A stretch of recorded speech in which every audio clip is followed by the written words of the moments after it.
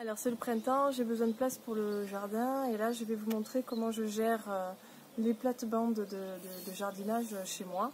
Donc cet automne j'ai semé sur cette plate-bande là mélange de graines pour avoir ce qu'on appelle un engrais vert. En fait ce va être des plantes qui vont occuper le sol que je choisis et qui vont l'occuper de manière intéressante par leur système racinaire.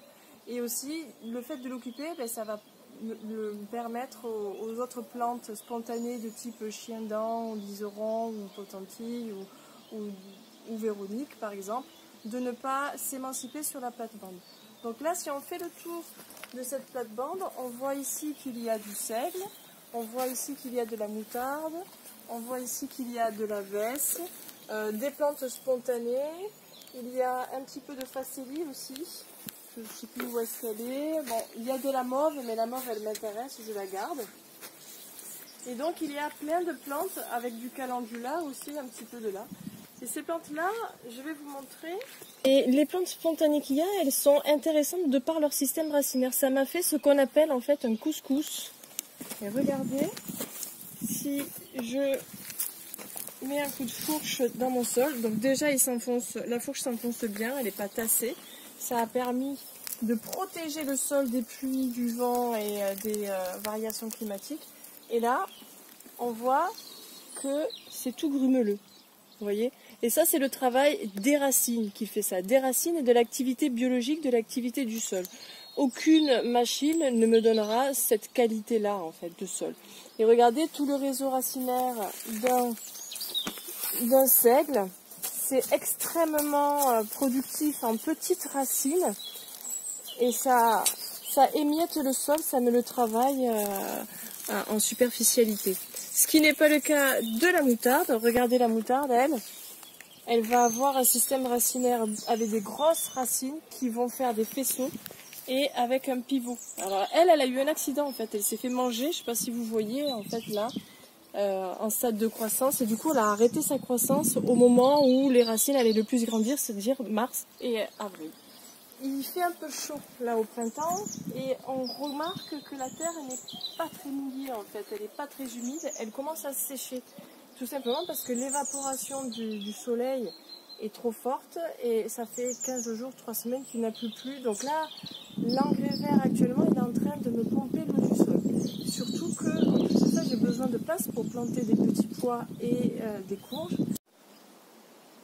Alors j'ai coupé l'herbe à ras. Et cette herbe-là, elle va repousser. C'est exactement comme un gazon. Ce sont des graminées et tant qu'elles n'auront pas fait leur cycle de floraison et de faire les graines, elles vont continuer à pousser et à faire des feuilles. Donc là, en fait, si je coupe et que je laisse comme ça, ça va me faire concurrence à ma culture prochaine. Sauf que ce que je veux pas, c'est perturber le sol. Parce que si je commence à tout arracher, je vais enlever tous les petites radicelles et en même temps des parties du sol. Et du coup, ça va me bouleverser déjà un équilibre qui était instauré. Donc je ne veux pas bouleverser le sol. Donc ce que je fais, c'est que je coupe à ras l'herbe. Je la stocke. Elle va me servir de paillage parce que je vais mettre la terre à nu. Ça va être un choc. Et en plus de ça, avec les températures, il va y avoir énormément d'évaporation de l'eau. Il faut à tout prix que je protège cette terre que je suis en train de déstructurer. Donc je me garde en paillage. Et ensuite, je vais sarcler. Alors, vous m'occupez de bon outil. J'ai oublié les miens dans mon lieu de travail hier. Et du coup, j'ai trouvé que ça pour sarcler. Donc il vous faut soit une houe maraîchère, soit une binette, soit d'autres types d'outils. Moi, j'ai trouvé que ça. Je vous montre comment je fais. Le but, c'est de couper à la base du collet. On appelle ça le talage. De manière à enlever le moins de racines possible et de bien laisser tout ce qui se passe dans le sol. Je ne veux pas remuer mon sol, je ne veux pas le bouleverser. Et je vais donc désherber comme ça la plate-bande. Alors c'est sûr que ça paraît un peu long, mais le bénéfice, il va se retrouver dans les mois prochains et dans les cultures prochaines. Donc je vais faire cette parcelle-là et progressivement, à chaque fois que je vais avoir besoin, je vais faire ce type de manipulation. Alors toute la longueur de la bande enherbée, j'ai mis un quart d'heure à la désherber sans trop d'effort. C'est vraiment très pratique et surtout que quand on regarde le résultat, la terre, entre guillemets, elle est propre. Pour moi, une terre avec des herbes, c'est pas sale, mais propre dans le sens où il n'y a pas d'herbes qui vont venir m'envahir comme toujours pareil, chien-dent, liseron, toutes ces plantes-là qui sont très envahissantes. En fait, j'ai trouvé que quelques racines de chien d'Inde de ci, de là, mais forcément, ils ont du mal à faire leur place dans le réseau d'herbes qu'il y a là. Donc maintenant, ce que je fais, c'est que je vais enlever le gros de ma végétation. Il n'y a pratiquement rien qui va me gêner pour la culture prochaine. Et regardez, j'ai vraiment essayé de racler sous le tannage pour ne pas perturber l'équilibre du sol. Et si je mets ma fourche, voilà, c'est facile à enfoncer. Et la plante là, elle n'a pas besoin de motoculteur, elle n'a pas besoin d'un travail de sol. Tout est fait sans aucun outil, sans rien du tout. Il n'y a pas mieux quoi. Et ce que je voulais vous montrer, c'est les outils de travail de sol. Ils font de la poussière pour une terre qui est facile pour les futures cultures, pour la pénétration racinaire. Mais les terres avec le travail du sol, elles se tassent très facilement avec la pluie et ça devient des croûtes difficiles et il faut toujours bêcher. Or que là, en fait, c'est un travail beaucoup plus fin, mais toutes les petites structures que vous voyez, elles tiennent et elles résistent en fait aux intempéries et à l'eau d'arrosage, surtout si je paille. Du coup, ça va garder l'aération et ça va garder la facilité de pénétration racinaire et des échanges gazeux et de l'arrosage. Maintenant, j'ai commencé la plantation des petits pois que j'ai fait pré-germer en pot pour que ça aille plus vite. Je suis un petit peu en retard dans la saison pour les plantations de petits pois. Donc là, je fais petite rangée. Et les petits pois, ce qui est important, c'est de ne pas trop attendre avant de les planter. Regardez déjà les racines, elles sont très vigoureuses. Et ça, je préfère que ça se passe dans la terre plutôt que dans le pot. Bon, je plante. Vous avez vu, aucun souci avec la terre, hein, elle est toute fine. Et je vais vous montrer ce que je fais avant d'arroser.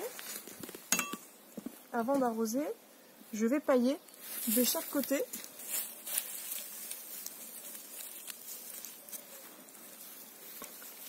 Et je vais tailler les bordures et laisser libre ici, tout simplement pour surveiller les escargots. Parce que c'est l'époque. Ils se réveillent, ils ont faim et je préfère les maîtriser.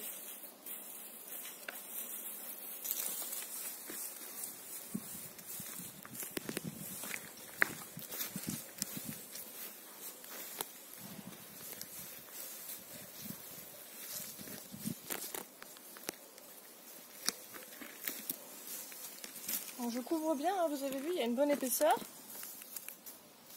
Et comme je sais que les escargots vont venir manger, je vais mettre un petit peu, exceptionnellement, je mets un petit peu à chaque fois pour les petits semis, que ce soit salade, radis ou petits pois, ce genre de plantation-là. Je mets un peu de sulfate de fer pour éviter que les escargots viennent me manger les petits pois. Et quand je vais arroser dans l'herbe. Comme ça, l'eau, elle sera filtrée par l'herbe avant de tomber sur le sol. Et je vais bien arroser de chaque côté.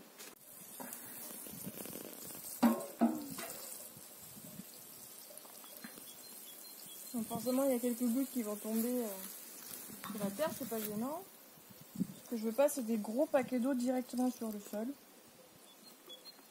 Et là, en une semaine, 15 jours, les petits pois vont bien grandir et le paillage ira directement contre les tiges. Ben, j'ai fini. Donc plus qu'à mettre quelques graines de sulfate de fer et de surveiller les escargots.